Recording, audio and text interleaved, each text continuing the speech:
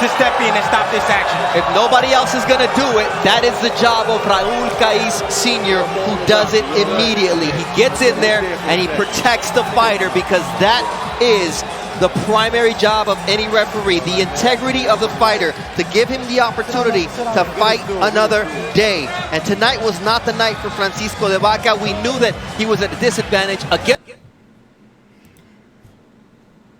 That shit went on a little bit too long. De Vaca was too green. He's got some good hand speed, but this is before his shit is going to get updated on BoxRec. As you can see, he only has 6 KOs. He's going to be 20, and he is 20-1 with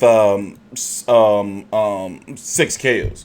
I'm TstreeT Controversy. This is TstreeT Controversy Live. Emanuel Navarrete put a nice little whooping on this young man. They're both young, both 24 years old, right? Navarrete made his second defense of his WBO 122-pound title after demolishing Isaac Dogbe twice. One in a decision and one in a stoppage. Remember, I covered both of them. And right now, you know, he looking like the man at 122. You know, him and Danny Roman, if Danny Roman beats Maurizan Akhmadaliev.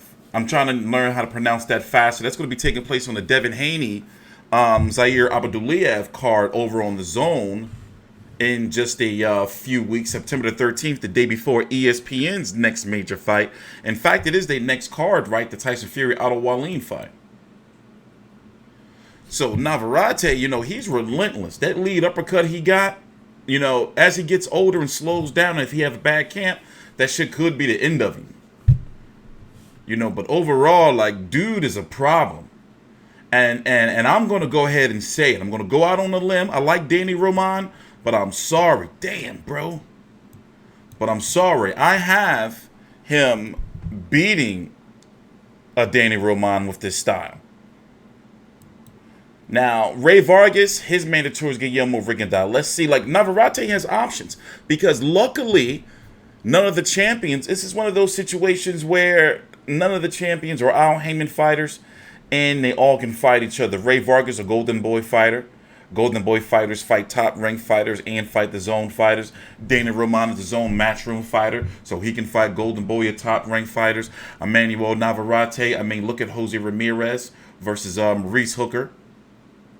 Look at Maurice Hooker versus Zepeda. Basically, look at Loma versus Campbell.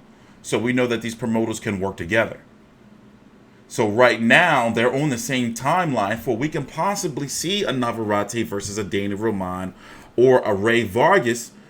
You know, in my opinion, it's no reason why any of these guys shouldn't unify in any of their next fight if it's not against each other. Obviously, somebody's going to get left out. But Danny Roman, Ray Vargas, they are under the same platform. They can fight.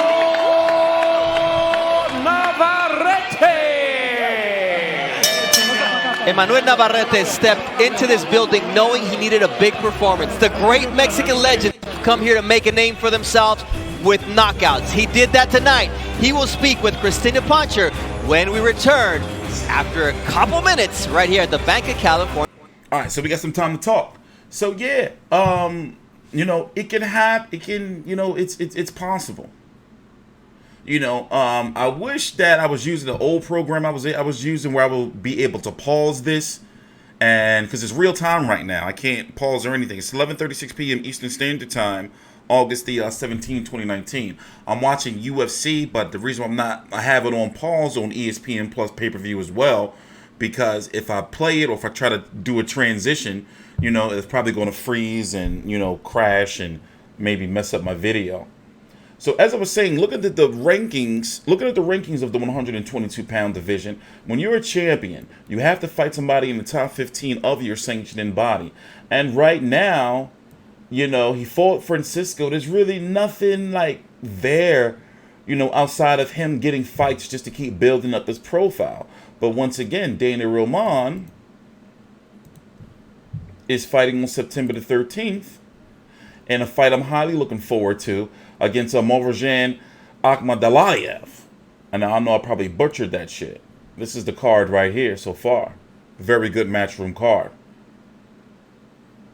And you had Ray Vargas, of course, who the fuck did Ray Tomoki Kameda in that very close fight, and he's saying he wants a unification. Here, let me hold up. Whoa, let's listen in. 400 golpes era el plan. Sí, realmente era tirar la mayoría de golpes. Siento que me quedó un poco corto, pero gracias a Dios nos dio la inteligencia para sacar la pelea adelante. Yeah, definitely the idea was to throw a lot of punches and to have a very intelligent fight. You feel like you won. The judges gave you a sweep. Hemos trabajado pelea a pelea, es un rival fuerte, se va siempre para adelante, lo sabíamos. Pero bueno, nos faltó un poquito más de fuerza en los golpes para poder asentarlos. Pero hicimos una pelea inteligente, que es lo que queríamos. Bueno, he mentioned that he puts all the experience and he always knows that he's gonna push. Kameda is gonna push. But again, we did a very, very smart fight. You said if you won, Leo Santa Cruz at 26. If he doesn't, then who at 22? Ok, dijiste que si Leo quería pelear contigo te ibas a la 126, pero si no en la 122, ¿quién? Sí, vamos por Dani Román, creo que por allá también nos hizo el anuncio Dani Román. Vamos a hacer unificación, tienes 2 títulos, ya pudiste hacer. Bueno, vamos a hacer 3 títulos, ¿por qué no? Dani, you are here. We need to unify titles, why not? And I want 3 titles. So you want to fight Danny Roman? And honestly, that fight is easier to make because they're both under the same platform before they will fight. It would make sense for them to fight each other before they fight Emanuel Navarrete. And then you have Ray Vargas talking about moving to 126 as well. So yeah, I kind of forgot about that. Up there here with Emanuel Navarrete, they're going to do his post-fight interview. I can't sure, but we can listen in. And then I'm going to get right over to my UFC coverage. Let's listen in. Plus how Saturday changed the tight National League wildcard race and a complete coverage of UFC 241. What you must see and hear from one of the biggest cards of the year. That's SportsCenter, midnight Eastern on ESPN and the ESPN app. Now let's send it up to Christina Poncher, who is with the champion. Emanuel, felicidades. Congratulations on your victory tonight. We talked before the fight about how much you wanted to make a statement tonight and what it meant for you to fight a championship fight in Los Angeles, where so many Mexican fighters made their legacy. What did it mean for you to win this fight tonight right here in Los Angeles and make that statement? Primero que nada, felicidades, una gran pelea. ¿Qué mensaje querías enviar hoy esta noche en Los Ángeles, donde grandes peleadores mexicanos han peleado antes? Pues antes que nada, quiero agradecer a toda la gente que nos acompaña, que nos está aquí apoyando. Muchas gracias. Y estoy muy orgulloso de seguir con la larga tradición, por decirlo así, de los peleadores mexicanos que engalanan funciones aquí en Los Ángeles. Espero llenar todos los aspectos que ellos han cubrido y de verdad les agradezco mucho. Gracias.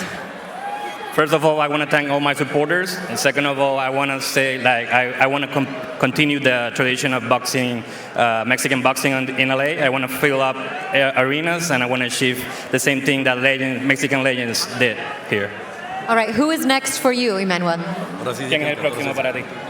¿Qué es lo próximo? Estamos hablando con la empresa en este momento y nos comentan que estamos próximos a regresar en la pelea de Tyson Fury el 14 de septiembre en Las Vegas. Espero que nos acompañen. Y aquí presente le agradezco al señor Bob Arum, a mi promotor Sanfer, señor Fernando Beltrán, por todo lo que me han apoyado y por lo que viene.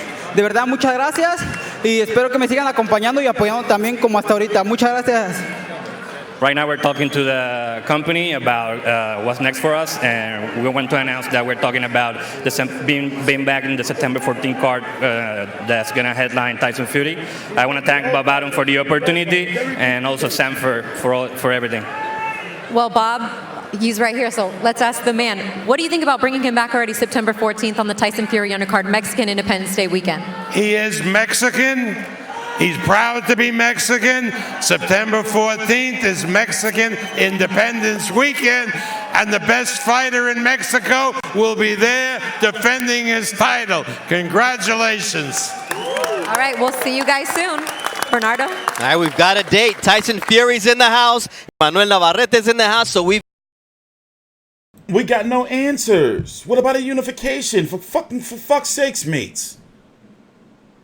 What about it's gonna get a unification? What? What in the world? We didn't get any answers, people. I'm TstreeT Controversy with FightView360.com. I guess we're going to have to wait. Well, he is fighting next month. A month from today, again. So that's what's up. He made easy work, and they're going to find him. And there's got to be somebody in the top 15. And they probably got somebody already lined up, you would think, right? They probably got somebody already lined up. Right? Unless they get some type of special exemption from the WBO, which they can get. Who's probably going to be? J.O. Santizma? Whoa, some weird names in here. Carlos Castro? Who do y'all think? Y'all think it's going to be this guy? Huh? You think they got somebody? They probably, they had to have this already planned. Like, well, if you make easy work of Francisco the Vaca, here, let's get rid of that. There you go. You can be on a Fury card. This all makes, so let's see who they announce. I'm TstreeT Controversy with FightView360.com. Please subscribe.